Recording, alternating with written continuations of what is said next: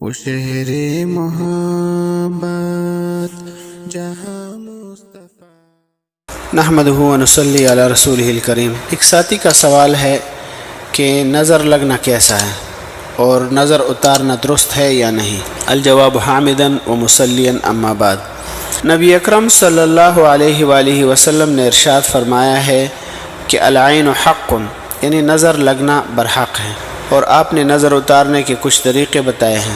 اس سے حضرات علماء نے یہ مفہوم اخذ فرمایا ہے کہ جو بھی طریقہ نظر اتارنے میں مؤثر ہو اور اس میں کسی غلط قول یا عمل کی آمیزش نہ ہو تو اس کے ذریعے نظر اتاری جا سکتی ہے، یعنی کفریہ الفاظ نہ ہو یا ایسے الفاظ نہ ہو جس میں غیر اللہ سے مدد لی جا سکتی ہو یا مانگی جا سکتی ہو، ایسی چیزیں نہ ہوں۔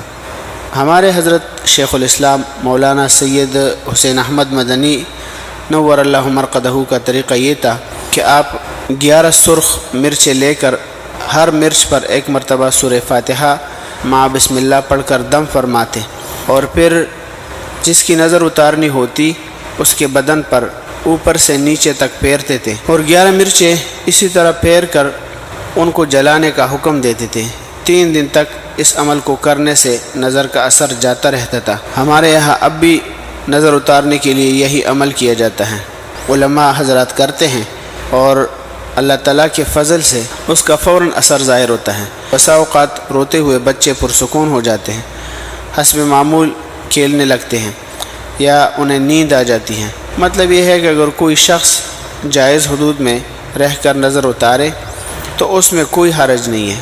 فتاوی محمودیہ جلد نمبر 15 صفحہ نمبر 350۔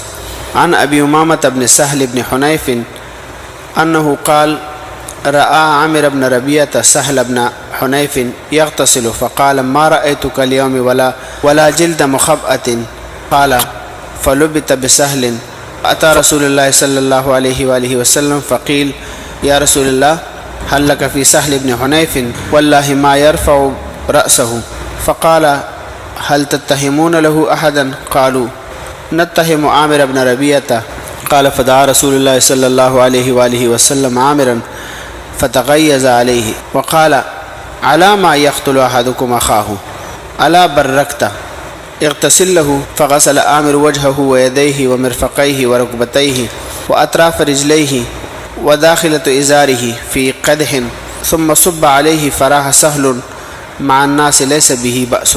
موطأ امام مالک حدیث کا نمبر ہے 2807۔